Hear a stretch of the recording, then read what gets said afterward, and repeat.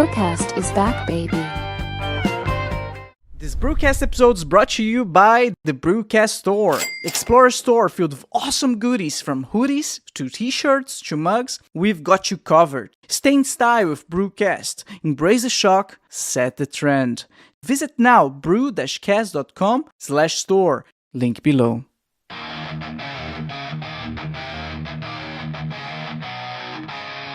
Back with the fire, can't you see the flames? From Deutschland steps comes the Brewcast name. Voices like thunder breaking all the chains. Unleash the fury like a runaway train. Alright, hi everyone, welcome back to another Brewcast episode. If it's your first time watching the show, make sure to like and subscribe. If you're listening to Spotify or Apple Podcasts, please rate the show 5 stars. This will ensure that the podcast recommends to even more people and allow me to keep doing what I love. Brewcast also on Instagram, X, and TikTok, where I upload shorts with the highlights of the show. So follow now, Brewcast on Instagram, X, and TikTok. Links in the description below.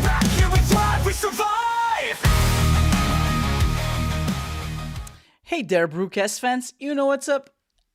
I know what's up. It's time to talk about today's giveaway. I mean, not today's, this month giveaway. All you have to do is subscribe and leave a comment below, and that's all. And then you'll be running to win this awesome, beautiful, sexy t-shirt. Again, all you have to do is subscribe and leave a comment below, and we'll be going to announcing the winner of this amazing giveaway at the end of this month, so March 2025. And it's a worldwide giveaway, and it's that easy. You subscribe, you leave a comment, you might win. You might win. We gave like hats already. We gave another t-shirt already. Like, it's a huge success. So we're gonna keep doing it as long as you guys keep subscribing and commenting. That's the new rule. You need to comment, and you might get it. Who knows? Who knows, huh? Try it. You might get it. All right, so let's talk about today's guest. Our guest today is Simran Whitham. Simran Whitham is an award-winning CEO and founder of Format Group, helping game studios and tech brands connect with buyers through events and marketing. With experience at top studios, Simran has led Europe's biggest gaming social event, supporting 300 plus studios in 100 plus tech brands. All right, Simran, how are you doing? Oh, I'm very well, thank you, Bruno. You made one hell of an entrance then. I'm a bit flustered. Look at me, you're making me blush. Hyping me up so much, buddy. What are you talking about? That's you. That's did I lie or something? Oh, I don't do compliments well. But it's good to be here, mate. Thank you very much for the invite. It's a pleasure to be on the podcast. Of course, welcome. So we were talking before we got in the show that we actually met through a friend in common, Sensei Sand. And I also noticed that you had Aurora in your profile picture, right? The owl. Yes, the owl, the living Pokemon, as I like to call her. But first, you cannot say his name without saying Sensei Sand like the beach. He ain't hard to reach, but he don't preach. That's how he operates. Please tell me that's how he introduced himself on the podcast. I wouldn't be surprised. I don't remember to be honest. Right. I'll tell you the first time I ever met Sensei San. He sells clothing a lot in his daytime job. He basically was part of a fashion brand called 100 Tag Studios when I first met him. I walked into the shop because they made a jacket for Format. And I then just meet him, and he comes up to me, and he comes up with twirling his hands like this, and he makes me do this with him, this motion that I'm doing here on camera, and we call it the twizzles now. And the amount of videography and photography of our events now that you can always see Sand just finger twizzling someone in the background of photographs, just being like, "Yo, what's up, everybody?" Like, and he always says, "My name is Sensei Sand like the beach. I ain't hard to reach, but I don't preach." So that's how he likes to introduce himself. And it is ingrained. Also known as the real life Will Smith, Fresh Prince of Bel-Air, as I like to call him. Oh my god. As I mentioned, he was a very memorable guest on Brewcast. They're gonna put that way. Oh yeah, very memorable guy indeed, close guy, man. And he brought us together for what is hopefully going to be an even more memorable podcast. Yeah, of course. So the whole premise, that's how you say in English, of our meeting, our get together is like the gaming industry, right? Yeah. So for those who do not know, I've been working on the gaming industry for about 10 years now, like throughout different. You guys know me. You watch Brewcast. We want to know about you, Simran. So Tell us about your story. Yeah, man. So where do I begin the story? I'm getting old now. I'm 30 in August, and it all blends after a while when you've done as much as I have. But my story kind of starts off as a bit of a cookie cutter, cliche 5-year-old boy who wants to get into video games. He thinks video games are the coolest shit on the planet. Am I allowed to swear on this thing, by the way? Can I swear? Oh, amazing.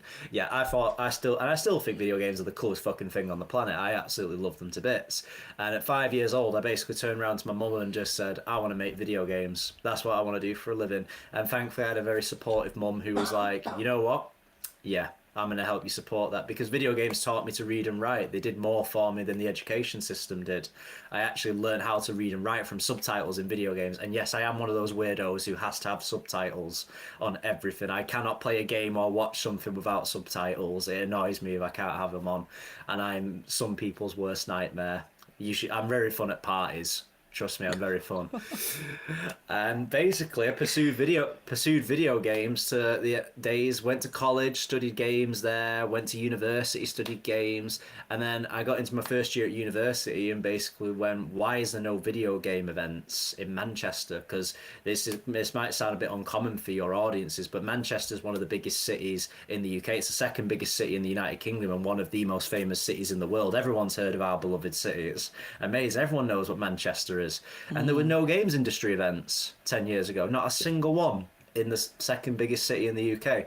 So I took it upon myself to host one-off events, what was originally meant to be a one-off, and basically 100 people turned up to my first ever event. I literally just threw 50 English pounds, which would be about 60 euros-ish now, 57 euros-ish inflation, if you was to adjust it now. On Facebook advertising, and I got 100 people turn up, and this was on a Tuesday night. This was just on a weekday, and then the bars that we were in were just like, please host more events. You're bringing in custom that we never get on days like this. So we started doing monthly meetups, and yeah, we basically became what is now Europe's biggest games industry nightlife festival. But who I am personally is that I'm the founder and CEO of Europe's biggest games industry movement and the UK's biggest games industry event, Social Enterprise, and we specialise in hosting a number of B2C, B2B consumer events, industry networking and business events, and also cool as fuck events as well, such as our format collection fashion events that we like to do. And as of today, you're the first person to speak to me and press about this. We are also license holders for TEDx Northern Quarter for the games industry to host licensed TED Talks for the creative industry. So that's kind of what we do. We create cool shit. We're also a marketing agency. And yeah, and I realised I've just basically sold the company and not me. You wanted to know who I was, but can you tell that I'm basically so used to talking about the company or not myself? Or maybe that's just a diversion tactic, so I don't have to talk about myself. Who knows? No, man, that's great. I mean, you need to promote it, but there's a lot to unpack there. What I noticed that you never mentioned the name of the event. I mean, we can see it in the background there. I know it, but the audience don't know it. Yeah, of course. So the company is called Format Group, and our main festival is called Format GG, the Ultimate Gaming Social, aka Europe's biggest games industry nightlife event.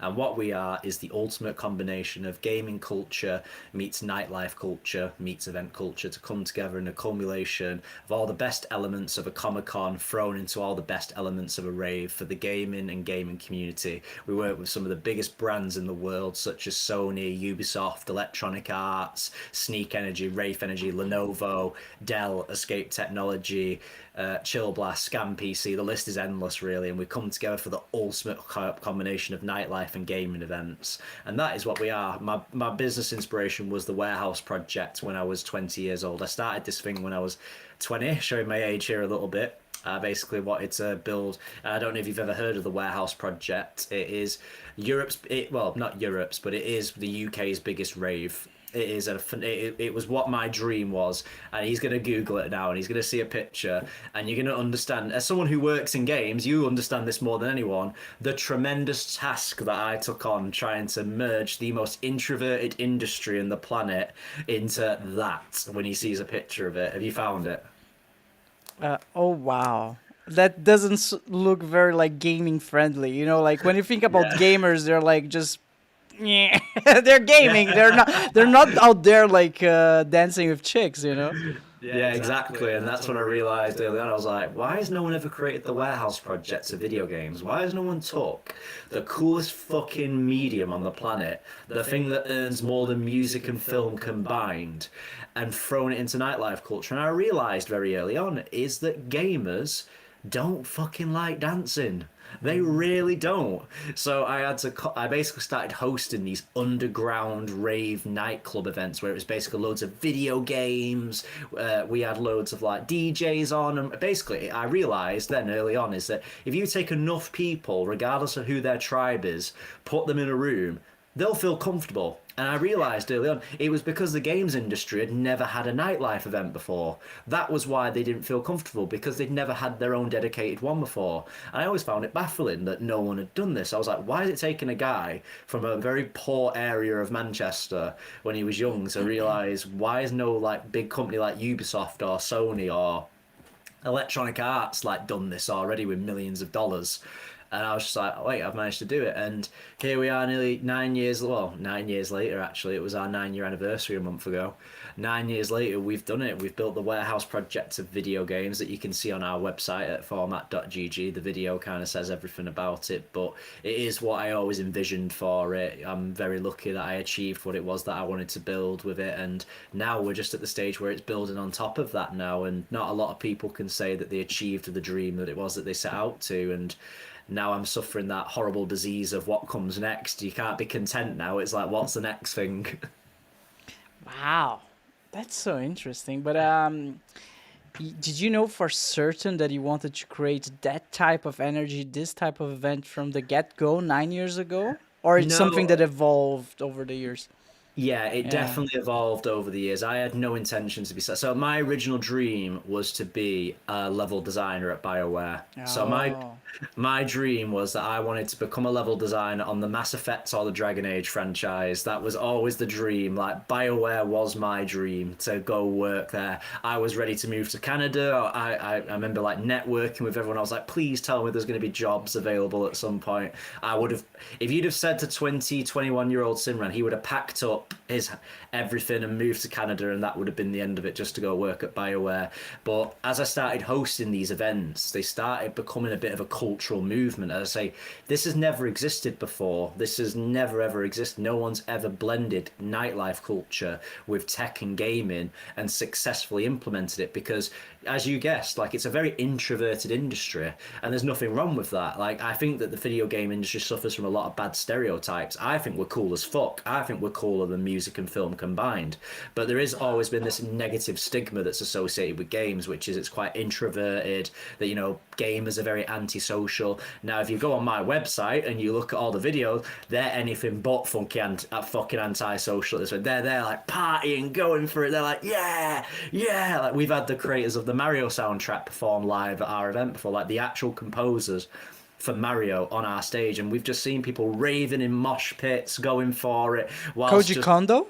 That's the what? Koji Kondo. That's the guy, right? That composed the Mario Well, song. The well, some of the team that composed it with him Okay. performed it live. Yeah, he didn't fly out from Japan, but some of the people that composed it with him. We've also had some of the music composers of Donkey Kong, Diddy Kong Racing. But then we'll have rap artists. Like, it's such a weird combination. Like, you'll be seeing these 60-year-old industry legends that made Donkey Kong Racing soundtrack, and then next thing you know, you've just got some rappers going on stage, just like going, yeah, yeah, yeah, like just going for it, and everyone's loving for it because it's never existed. But at the same time, whilst these rappers have got a whole mosh pit on stage, you've just got AAA studios showcasing their games like at any other gaming convention, and they're just sat there with headphones and controllers, just looking up and just seeing mosh pits, and they're just like, what is this event, and why do we like it so much?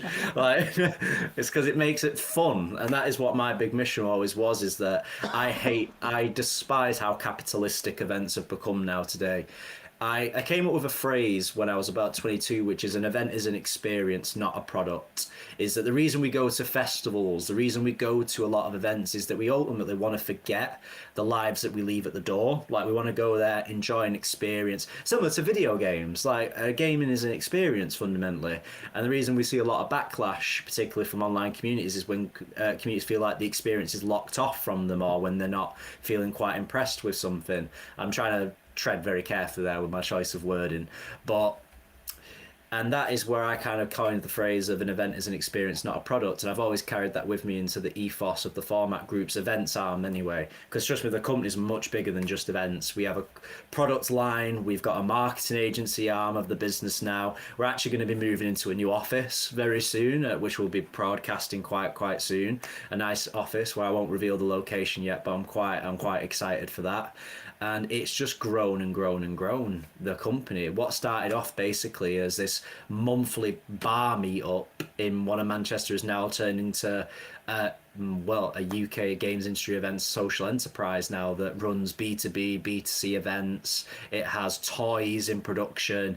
It has its own animated movie coming out really soon. We've got our own clothing line. We've got energy drinks. We've got branded energy drinks that have come out before. We've got plushies that are currently being made. We're even doing dedicated fashion events now for our own clothing line, which is what we're working with the lovely Mr. Sand on. And then we've also got our marketing agency where we'll offer things like marketing services like influencer relations, digital and traditional PR, social content and content creation, and even trailers for brands, not even just in games, but across the whole creative and tech sector as a whole.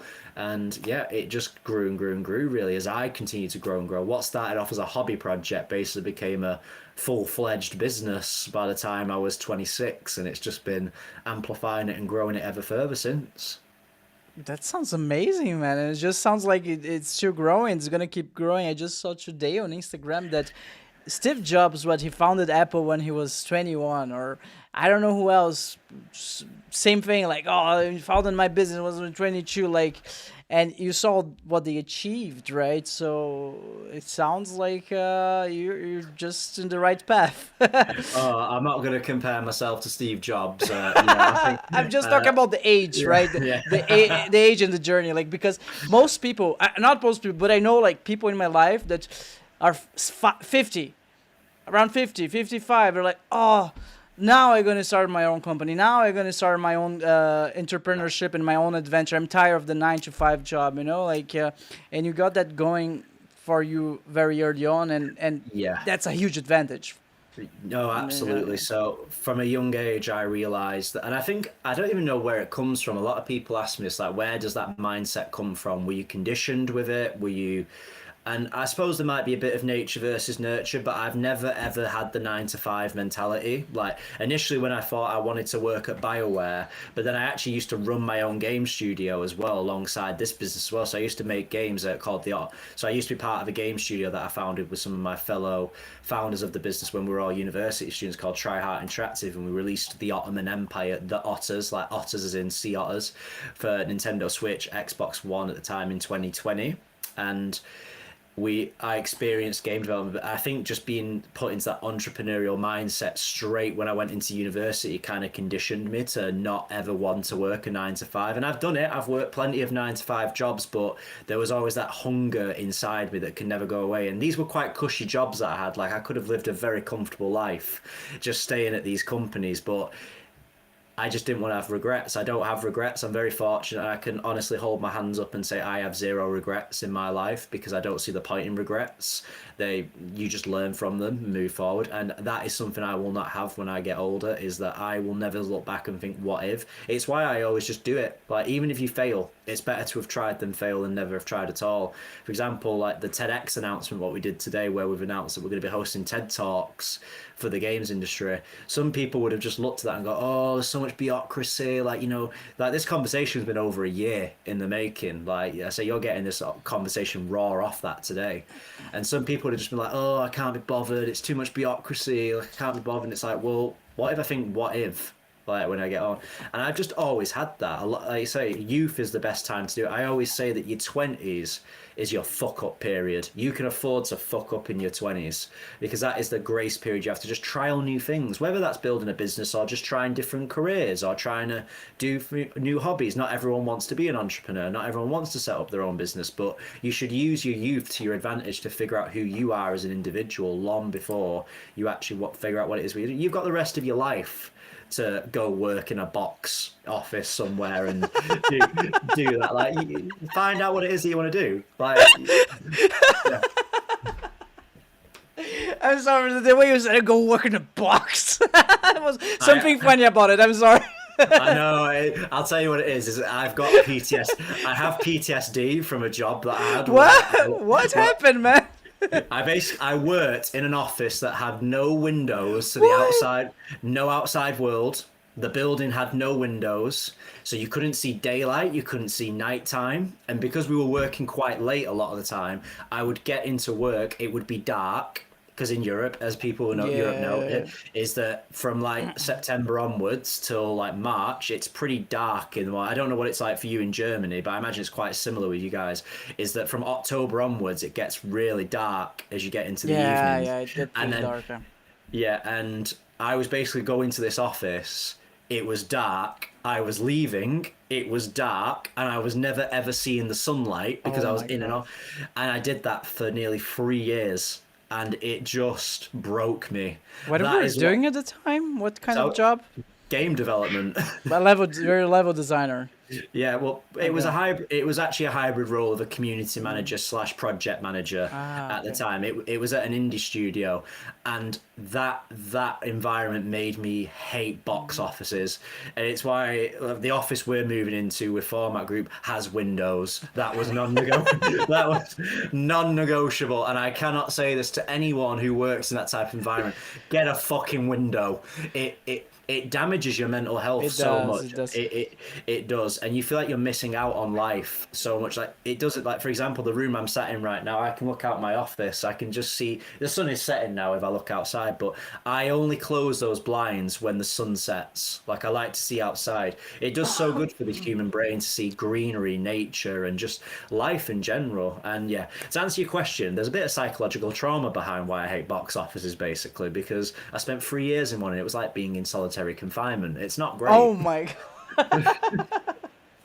But it does make sense. Yeah, we had a doctor the other day. Oh man, I blanked. I forgot your name, sir. I'm sorry.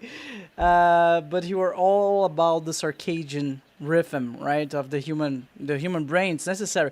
You need to see sunlight. You need to have those sunshine lights, like the rays coming to your eyes in the morning. That's like essential for your mental health, essential for you to get a good night of sleep afterwards. So yeah, I would say windows are pretty essential. But if the funny thing is, because we're not a programmer, right? Because if you can ask all the programmers. I remember from university, right? I went to game design university, and at work as well, like the studio that I'm currently working on, all the programmers, they actually like the box like shadowy environment. Like they always have their hoodies on, and like what's up with that? I don't get it. Yeah. Well, I can fix that problem. They just need to come to Format, and then they'll realize very quickly that the only boxes they'll be in will be the mosh pits. Like that's the only like format takes the introvert and makes them a socially extroverted introvert, so it makes progress. But yeah, I'm for it. Like for example, I don't look at my phone before I go to bed. That's one thing I try and actively not to do. First thing in the morning, I do not look at my phone unless it's to turn my alarm off. That's the only thing I look at my phone to do, because it's so good for you. You should expose yourself to fresh air every single morning. But I'm a huge advocate of that because of the stuff I've been through throughout my life. Is that I'm a huge advocate of mental health and just looking after yourself, because in this industry, as you'll understand this, it can be very technologically dominated industry. We spend a lot of time looking at screens, and that messes with the human body over time. For example, I'm sat down for the purposes of this podcast, but I work at a standing desk. Like I like to physically stand up. I look after my posture. I've got a balancing board, but that would have been very distracting for you to have had on this podcast, to see me shifting left and right had we been trying to talk. But things like that I really advocate people to do. And then you're learning a bit about me here, is that basically I want people to be happy and look after themselves, because especially in an industry which will destroy your spine if you let it. Yeah, totally. I have a colleague. She recently bought this stool that allows you to, like, it's a stool, but it has like a rubbery feet at the bottom, which kind of I don't know how to describe it. Do you know what I'm talking about? Like, no, I know exactly what you mean, because how is this thing's called? Let me look it up. Because I'll tell you what else. The guy who I know who has the one, so he's one of our presenters at Format, who presents our festival. So he stands on stage, introduces the acts, he introduces a lot of the presentations. He has the ultimate like Henry Cavill desk setup. What? That he has a treadmill while he works, and I'm just like, how do you focus? Like I find it hard enough on the balancing board trying to keep my feet active. Like, how are you able to walk and write emails at the same time? Like, that is way too much for my brain to be computing whilst trying to write serious emails all the time. Here, I found it. I found it. And as you can see, I purchased it recently. It's called Wobble Ergonomic Seat. Like, this is supposedly super healthy for you. Ergonomic seat. Hang on. Yeah. That's not what I was picturing. Hang on. No. Wait, what? Woggle ergonomic seat? Is it the thing that looks like a bar stool? Yeah. It's supposedly super healthy for you because you're never like in one position. You're always like wobbling around. No, that looks like it would hurt my back. Where's the back support? I'm in an ergonomic chair right now. I think that'd cause me to bend over. No. God no. Oh no, I don't like that. Yeah, I don't use it very much. I leave it Yeah. on the other desk Yeah. upstairs. But it has its advantages. But Simran, let's go back a little bit Yeah, of course. to format. Yeah. GG. So you mentioned that those events, they need to be an experience, and I couldn't agree Yes. more with you. Especially nowadays, like look at what happened to E3. E3 died, Yeah. right? It died Yeah. for a reason because it wasn't offering anything of value. People were getting the information from those live streams that all the other companies start doing. Nintendo start doing their own Nintendo Direct. Sony's are doing whatever their events, online events called, and there was just no like incentive anymore to keep going to those fairs, game fairs. Not only that, I think the game industries themselves is stopping going themselves to those events Yeah. because they could just promote their stuff online. And so E3 died. I know Gamescom, it's still a thing here in Germany, and it's still going strong. And Yes. why would you say is that? So you've hit the nail on the head there, is that offering value fundamentally is to the people that purchase tickets. So it's a growing epidemic in the industry where events are becoming extremely capitalistic. Now, from the event side, I understand why event managers and event organizers fall into this trap, is because these things are very expensive to put on. I am very open and honest about this. These huge events cost considerable large amounts of money, and they primarily rely on free revenue streams, which is sponsorships, ticket sales, and exhibitor fees. Now, when you're hosting these huge events like your E3s, your Gamescoms, the venue alone, like Gamescom, is massive. Have you been to Gamescom? Yeah, a couple of times, but not recently because again, I can just watch the clips online. I cannot play the demos on my PlayStation. Just download the demo and that's it. So Ah, I don't see a in, lot of like the reason why I went the last few times were just to see my buddies, yeah, to hang okay. out. Yeah, So that's the one reason I go to events is networking. I fundamentally want to go for the human interaction, yeah. that element of it. But these events cost tens of thousands, if not million. E3 cost millions, and I know for a fact. So, for example, do you remember the famous Keanu Reeves Cyberpunk E3 presentation? You're breathtaking. You're breathtaking. No, you Yeah. are breathtaking. Yeah. So, for example, I know the audio company that, and I think I'm allowed to talk about this because they went into liquidation. So technically, there's no one around to sue me. So what I can say is they did the production for that set for when Keanu Reeves went on stage. And do you know how much the production was? Just the production of Keanu walking onto the stage, the lights, the trailer. Do you know how much that cost to do? I mean, including Keanu's salary or Not Keanu's salary, just the production alone. no idea. $80,000. Oof. That was just to do the production. That's not even that's not even Keanu's like salary to be there. That's not the staff. That is just the tech and But the production. but they did announce several things. Like Cyberpunk was one of them, right? Yes. Okay.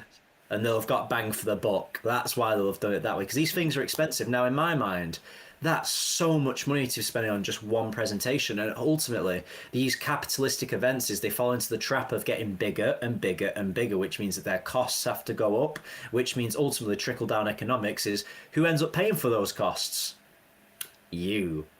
Or or the sponsorships have to go higher, or the exhibitor fees have to go higher. But then games companies are like, well, these exhibitor fees are really high. Like, why are we paying $40,000 for a stand when we can just do a digital showcase and showcase our games off for free? And because ultimately what events are is PR for game studios. They're going to get influencers, press, or generally glorified QA to get people to play their games and take that back to the development team, or get mailing lists, or get people to sign on, or just get ultimate brand awareness fundamentally for their games.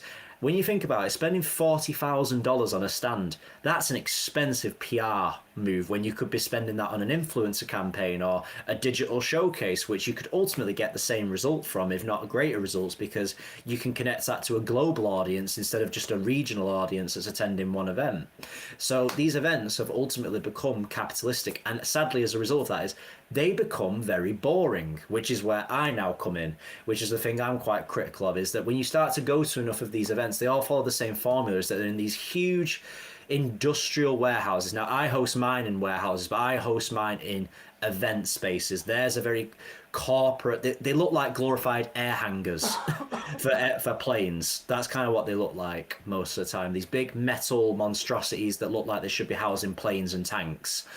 And it's lifeless. They have no soul. Like, they just you feel like you're just going to stands, you're waiting in line for hours, you might get to the front of the queue and you'll play 10-15 minutes of a demo if you're lucky, and then the consumers basically don't get to actually get the full experience of the event because they spend most of it in queues. And then from a games industry standpoint, they're spending a lot of money to go there, because it's not just the stands.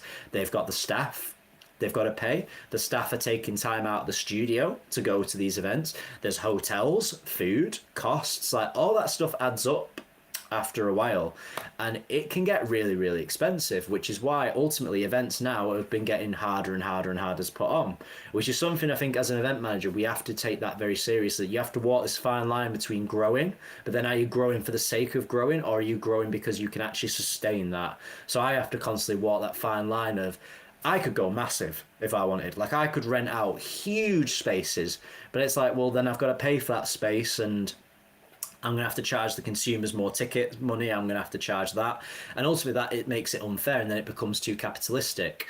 And for me, I've just realized I go to so many events. I go to so many different gaming industry events, whether it's networking events, consumer events.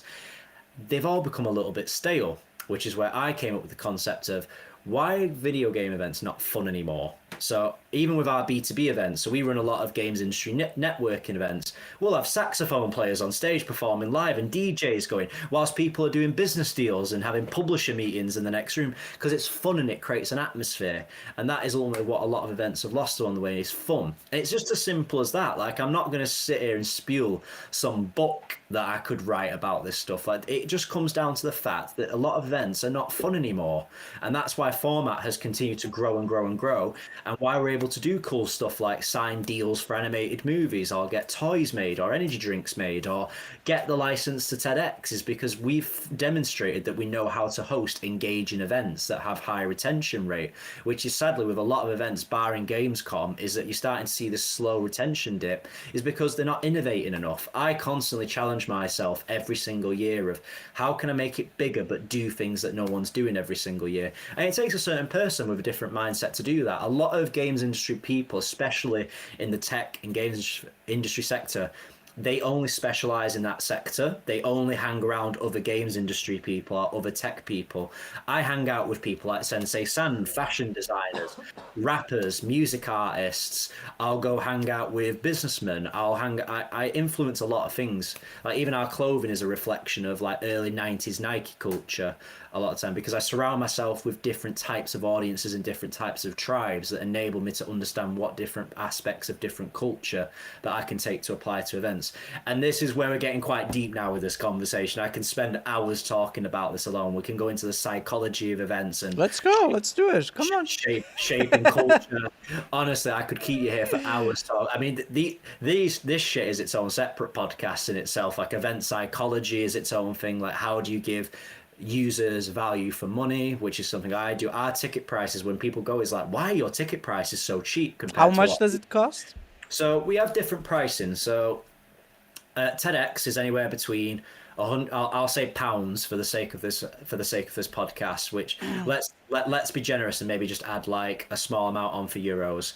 But so it'll be £100 to £150 for TEDx. That obviously that's a premier conference that you're paying for.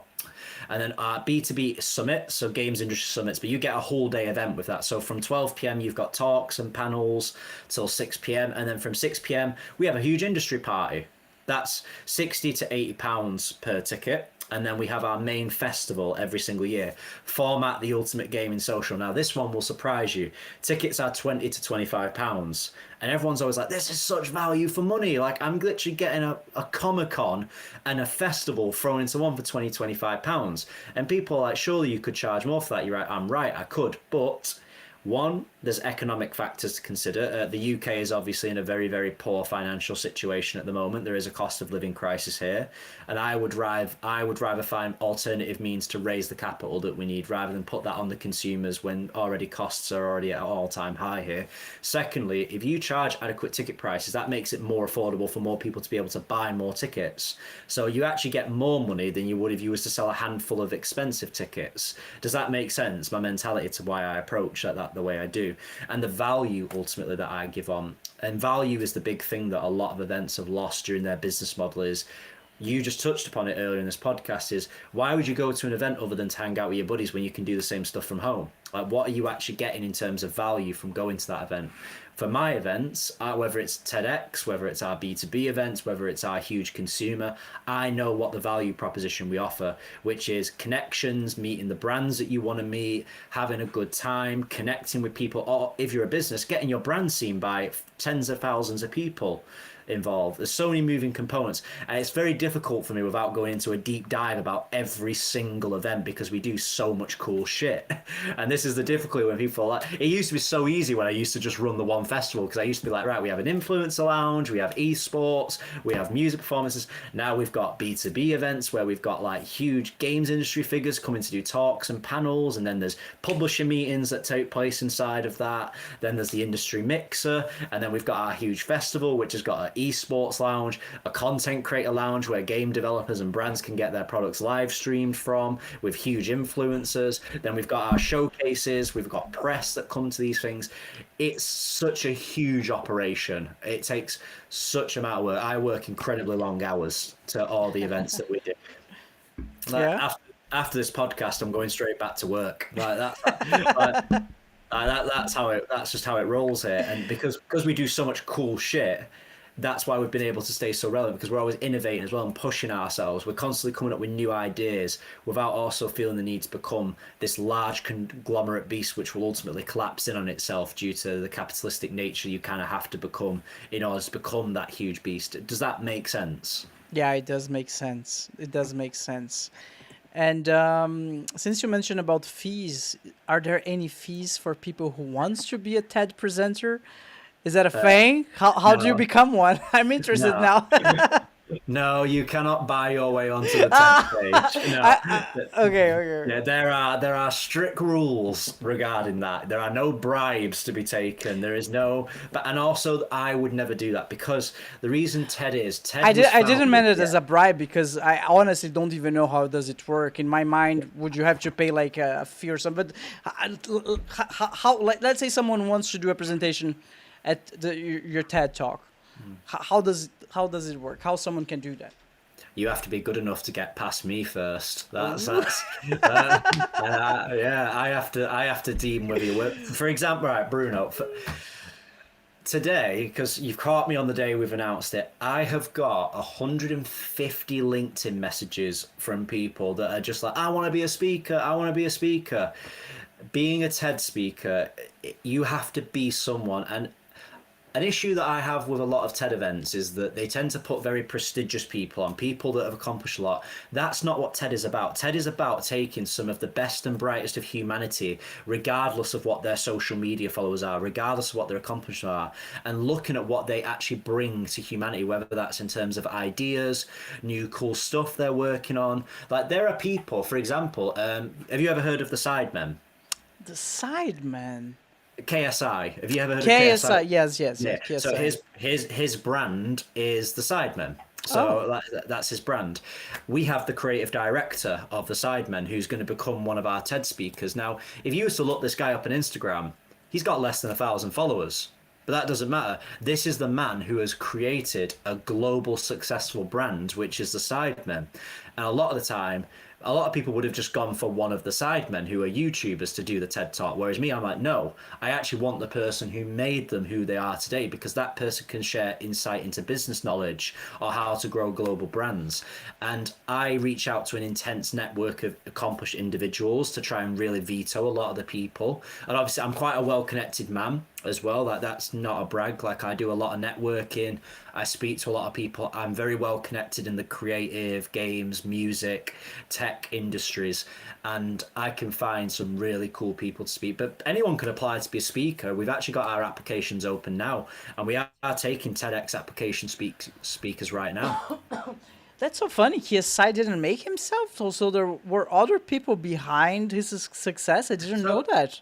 So his initial success will have been himself, obviously, like anyone. Like when you do, when Yeah. you're in that, you get a huge pot of luck. But then there are people that have helped amplify the brand and grow it along the journey. People that will have given him business insights, marketing insights. He has a whole team of people that will work on his behalf now, that do stuff for him. And it's those people that I'm really interested in, because it's them that take that person and make them into a global superstar.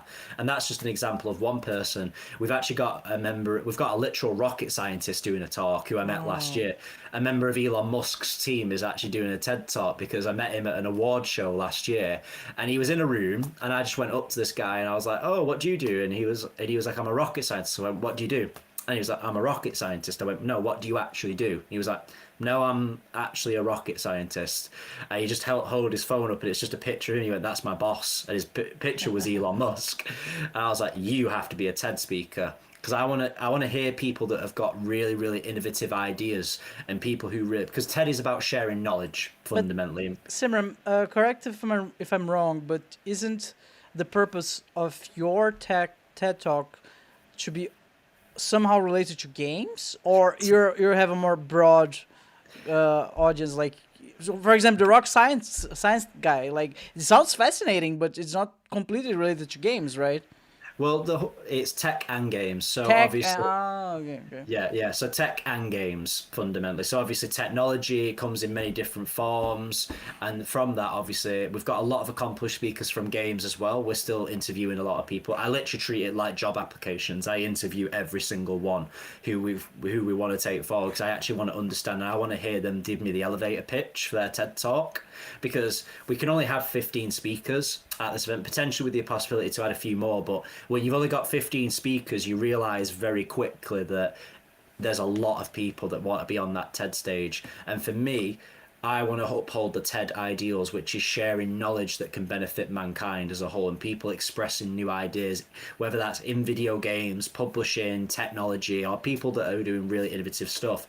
There's a 3D artist who we've got that's doing a TED talk, and what she's done is she works in the video game space, but she also works in the advertising space. And what she's doing is developing new AI systems that help AI be able to create new different reaches of technology using 3D model, but predominantly in Blender, the 3D software Blender. Because are you a 3D artist? Correct me. Are you 3D artist at Ubisoft? Uh, I used to work for Ubisoft, but I was mainly 2D art. Yeah. And now I touch a little bit more on art direction. I work for another company right now, so I'm more going to this direction. I help 3D artists, but I'm not producing 3D Yeah. myself. Yeah. So, for example, then, if I was to touch upon that, where imagine if someone came to you and said, "I've developed an AI that can basically optimize all our 3D models to make them engine efficient within 2 days." Imagine how much that makes your life easier from a development standpoint. It's like magic, basically. Yeah. It's And like when I saw this person, she was like, "Yeah, this is everything I do in Blender." I was like, "That's revolutionary for video game development." what's Like, what's what? her name?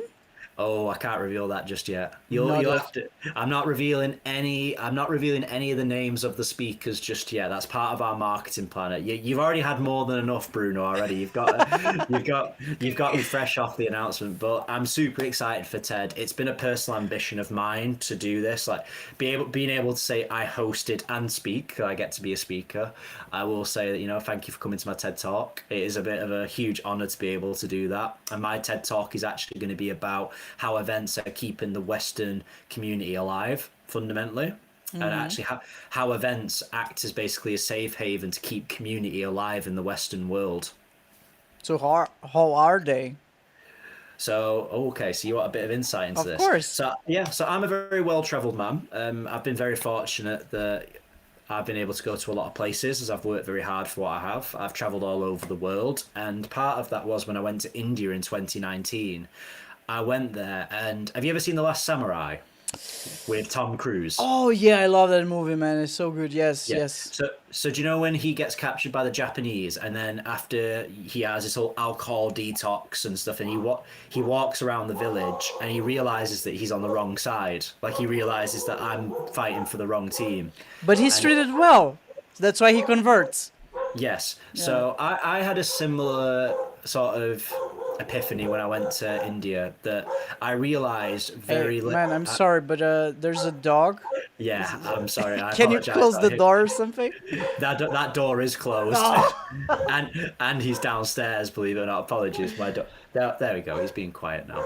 Sorry, I've got a very very cute but loud golden retriever collie husky. I apologize to all listeners. Listen to that. He's so annoying. Honestly. There you go. Sorry, that's his mother arriving through the door, so he'll have been barking, saying hello to her. He'll be excited. It's Sorry fine. about that, listeners. I've got derailed then. We were Was that- talking yeah. about Tom Cruise's beautiful Yeah. hair in The Last Samurai. Oh yes, I love that movie so much. But I had a similar sort of epiphany when I went to India, which was that when I got there, I realised we have become so isolated as a community and as a Western world. So I'm half Indian for anyone that doesn't know this, and I went to visit my family over there. I'm half British, half Indian, which makes me the ultimate tea drinker on the planet. I do claim that I'm even drinking tea on this podcast because I'm that British and Indian. But a lot of my Indian family actually live on very remote regions of India. So they live in these farms, in these villages that have never been there. And this is where the Tom Cruise sort of example comes in, is that when I went there, I was the first Westerner to ever set foot in this village in 54 years. That's how remote this place was. When I woke up the next day, there was a queue of people waiting outside the family farm wanting to touch my skin because they'd only ever seen pictures of Westerners. Because Westerners have no reason to go to this village. It's that remote. No one has any reason to go to this village. So wait a second, like you had family there? Yeah. I've got a lot of Indian family in India. I've got family in America. I've got family in Norway that are on the Indian side. Like it's a very big family, as Indians are. I went over there to visit them, and I went to go see a lot of my heritage. I explored a lot of India across 3 weeks. But did you know that? Because you've never been to this place before. Never. I had such misconceptions about India when I got there. So, for example, and this was part of my ignorance as an English-speaking Westerner, is that I thought, oh, it's a former British Empire colony. Like, surely there must be some remnant of an English-speaking language. So I got there. A lot of Indians can't speak English unless you go to places like a very westernized tourist areas like Goa. To anyone listening to this that's thinking of going to India, please go to anywhere other than Goa. What's wrong with Goa? Nothing. It's a beautiful part. It's a beautiful part of India, but it's kind of like, all right. So you live in Germany. It's like a lot of people. It's like going to Germany, but then only going to Berlin. Oh, Berlin is a different country. It's a different country. It's not Germany. It's Germany, of course, but it's so different. Yeah. Yeah, exactly. So you get the reference. I'm trying. Goa is India for Westerners. Does that make sense? Yeah, it does. Whereas go to Delhi, go to Chandigarh, like go to other cities, and you'll get the real authentic Indian experience. India's a great place. I always say it's one place someone should explore once before they die. Go out there for a few weeks, and it is crazy. it is a mental place, but it's it was the best place I've ever been. It was the place that changed it made me into the person I am today, because I had a huge wake up. My entire brain chemistry changed when I went to India. What are you talking about? I'm not Steve Jobs. You're Steve Jobs. He did the same thing. You're the same path. Yeah, he also went there. I'm derailing. Okay, go. Sorry, go back to your story. Oh yeah, I only just remembered he went to India. It's a thing, yeah. He also went there to find himself and change his life. Like, it's... I didn't even go there to find myself. I just found myself accidentally whilst I was there. It was an accident. But when I was there in the village, so I'll bring it back on point now. When I was in the village, I had no phone signal. This place was that remote. There's no telephone towers. There's nothing. You couldn't get data. You couldn't get signal. You couldn't do anything. You were completely cut off. And I had to spend a week on this farm. So the first 2 days, I realized how mind-numbingly addicted we've become to our phones. I got ill. That's how bad this was. I actually felt myself getting ill because I couldn't go on my phone. Like, that is when people talk about digital detox. That's what they actually mean, because your brain chemistry is having to cope without looking at a screen every few seconds. And you don't even realize it. You're doing it all the time. You don't realize it. But when I was on this farm, a lot of these kids didn't have phones. They didn't have computers. They didn't have iPads. They would literally just play football, or they would play cricket, which is quite popular in India, or they would play games with each other, or they'd go around the area. And I realized when I was there, these Indians have less than you or I do. They don't have podcast setups. They don't have laptops. They don't have PCs. They don't have mobile phones. Yet they were happier than anyone else I'd ever met, because they had less, and they were a community because they had less, so they had to rely on each other. And because they didn't have all this technology to rely on, they connected with each other. They would go into the village, they would go to temple to pray, or they would go to the local market and speak with their local shop owners. How many times, for example, do you actually talk to, I don't know what you would call it, a store in Germany, do you actually talk to the person behind the counter when you go into the store to buy something? Oh, of course. And, but like the basics. Hi, good morning. How much that costs? Thank you so much. Here's your change. Have a nice day. Yeah. That's it.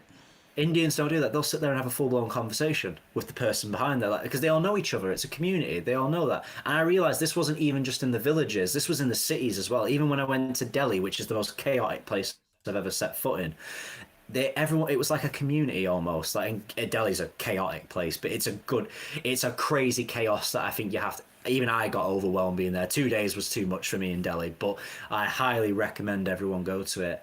And I had that Tom Cruise moment where I was just like, we have lost our way. And part of my TED Talk, what I'm going to talk about, is that the mobile phone changed everything. With one small device, we became the most connected community on the planet. The human race finally could contact each other at the touch of a button. And yet, despite having this one device that makes us the most interconnected community on the planet, isolation and loneliness has never been at an all-time high, especially in the Western world. Depression has never been higher in the human race than it is today. And that's because we've forgotten our tribe, and we've become over-reliant on technology, and we've forgotten a lot of what it is that means to be human. And part of that ultimately comes down to the fact that we're over-reliance on technology. And also there's a lot of different economic and social factors as well that play into that. But a lot of it can be stemmed due to the impacts of technology that has had on our society, making us more insulated, making us more streamlined, reducing interactions that we would have had. 50 years ago, you would have had to go to the shop, or you would have had to go to the local fast food restaurant to be able to order a takeaway. Now we can just order it on Uber Eats, and we don't have to go there. We don't have to interact with things. Technology has streamlined our lives so much that we don't have to have a lot of social interactions. But one thing that still brings the human spirit alive: events. Whether it's Glastonbury, whether it's Coachella, I don't know what any big festivals that you have in Germany are, but whether there's a huge festival, people go there and they find their tribe, they be their truest self, because events have that magic of being able to take someone out of the life that they go into before they walk into the event, and then they're able to let back and be a entirely new person, which often the time is their truest self. And that's why I think events are so crucial, because events act as the portal for people to be able to connect with their tribe and connect with the human race as a whole. Events bring out the best in us, whether it's games industry events, Comic-Cons, where we go and meet people. For example, I know for a fact that there are 2 format babies out there. 2 people have had a child as a result of my events. So that's what people can meet, and new life can get created. Or business deals might get made that enable someone to grow a business and hire more people, and from that friendships can be formed in the workplace. There's all these trickle economic and social impacts that happen when you have events, and events just put enough people in a place where they can get together and remember what it means to be human. And I think that's something that we've fallen victim to with the double-edged sword of technology, is that we've kind of forgotten what it means to be human a little bit. Beautiful. I agree. I think events are wonderful places for that. I mean, you forget about the digital addiction that people have. Like, it's just not a thing because there's so many people and so many people who are interested in the same things that you are. Like, there's no better place to just socialize, for sure. I wanted to share something real quick that I just found online. Give me a second. Yeah, of course. Screen share me, like how, because we talked about it, right? How smartphone detox affects brain activity. So that's from Times of India, India Times, because we were talking about it was an accident. I did not do that on purpose because we were talking about India. So a research study on computers and human behavior investigated how cutting down smartphone use affects brain chemistry. In the experiment, young adults were requested to perform a 72-hour smartphone detox. For this period, users could only access their phones for necessary purposes like work, routine activities, or talking to close family or partners. During the 3-day detoxification period, scientists employ functional magnetic resonance images, so fMRI, to scan the brain activity of participants. The outcome showed that the deprivation from smartphones resulted in detectable changes in brain regions associated with reward and craving, which exhibited similar patterns to those reported in substance and or alcohol addiction. Ah, that's crazy.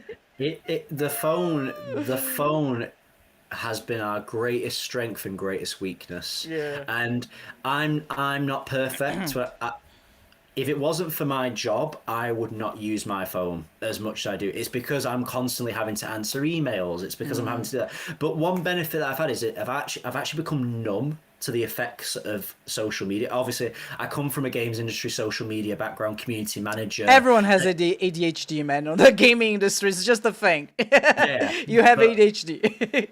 Because of the fact, well, actually, I'm autistic. I'm not ADHD, actually. So I'll get you on that one. But one thing that I've sort of become immune to the effects because I worked with it for a living, because I had to work with social media. So I kind of conditioned my brain to already see what the impact is. And now social media just does not work on me. For example, this is going to blow your mind. Sand in particular was like, why do you subject yourself to this? I do not pay for YouTube Premium. Like I will happily just have ads and skip them. And people are like, do the ads not bother you? I'm like, no, I'm immune to it. I'm immune to capitalism. Like, I'm immune to ads. Ads just do not have any impact on me unless it's for something I'm actually invested in, because I know how social media works and I know how it's designed to make your brain activity change. And that's why the phone has become the double-edged sword. It makes our lives so convenient, but at the same time, it has detached us from life simultaneously. When you were talking about the digital detox, that's actually something I want to go to do in the next few years. There's a retreat you can do in the mountains of Peru where you'll go live with a tribe, and they will take your phone off you for a week. They only allow you to make one phone call a day, so they'll take your phone off you and they'll say you can call one member of your family a day just to let them know that you're okay and how things are going for you. But the whole purpose is to make you become one with nature again. And listen, I'm not saying that you need to give up your technology. I get it. We live in the Western world. A lot of our lives have sadly been built to serve this machine now, which is technology. It is very difficult to live life without technology. Can you imagine trying to live a life without a phone today? Society almost punishes you for trying to do that. But there are things that you can do in your day-to-day life which just make you become less dependent on it and less of a slave. I know people that physically cannot put their phones down. They are just addicted to TikTok. They're addicted to Instagram. They're addicted to the scrolling because it's what gives them dopamine. And that dopamine is very damaging because we're not meant to have instant gratification from dopamine as a species. Dopamine is there as almost a bit of a reward system for when we would do a good action. But when you've constantly got that dopamine, it actually makes you more numb to it. So it makes you being able to have those true dopamine, really happy moments a lot harder, because that is part of the numbing part of technology. And this is speaking as someone that, who is a man of science and a man who absolutely loves the potential that technology has to bring. My entire life was built as a result of technology, which was video games. And people used to say video games are addictive and they cause people to become violent and all this lot. And I'm just like, no, I think you can say that about anything. You can say that about films. You can say that about music. Ultimately, it comes down to the person consuming the content fundamentally. But I could also flip that on its head and say, well, yeah, if you sit there and play enough video games, you'll become addicted and you'll impact the rest of your life. And it's the same for phones, same for music. If you listen to enough music, you'll get tinnitus.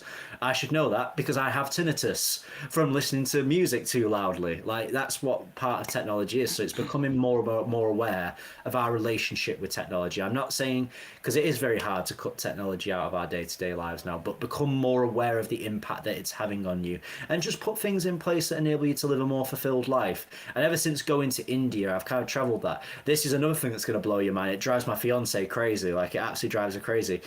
And don't ask me how I've coped. The first 2 months were very rough. I do not go anywhere with headphones now.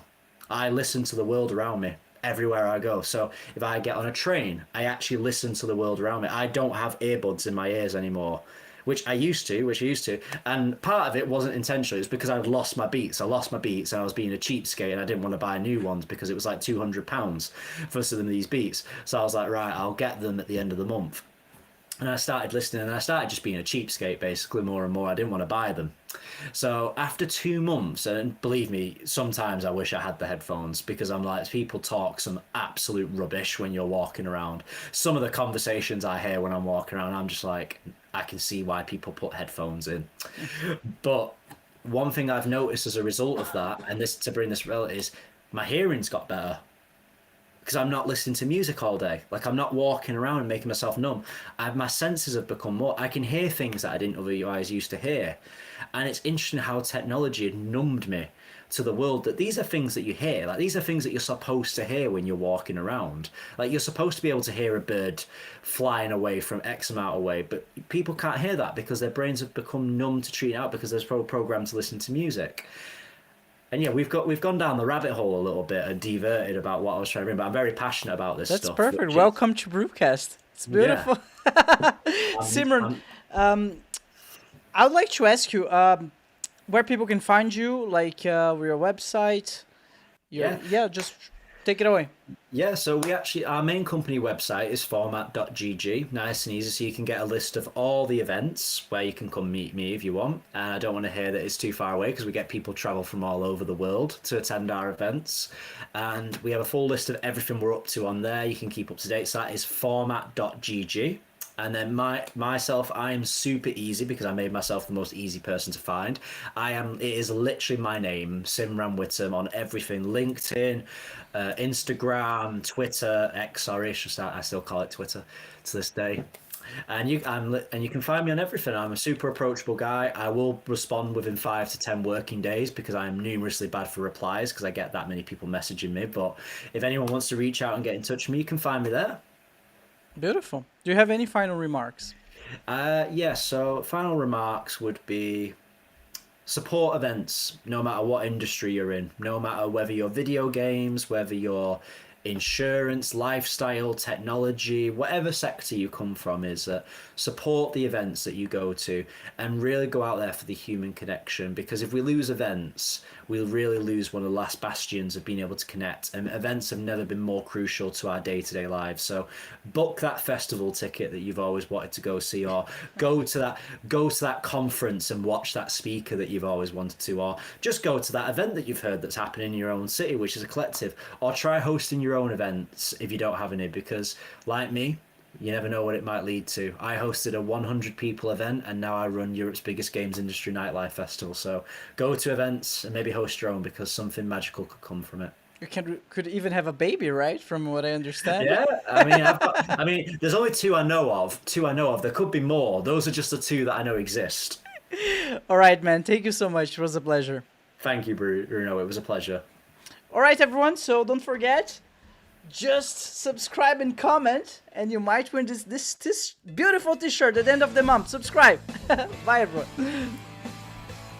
Thank you so much for hanging out with us today. If it's your first time watching the show, it was good, make sure I feel to like and subscribe. If you're listening on Spotify or Apple Podcasts, please rank the show 5 stars. This will ensure that the podcast is recommended to even more people and allow me to keep doing what I love.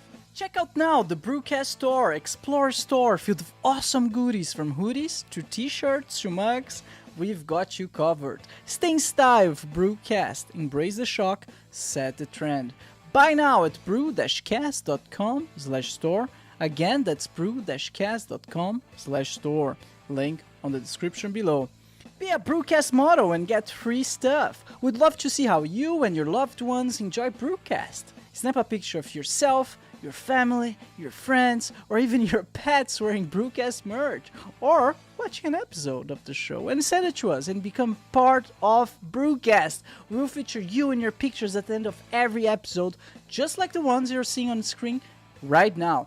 You can upload your pictures at brew-cast.com/contact or tag us on social media. Alright everyone, it has been a pleasure. Thank you so much and see you next time. Bye bye.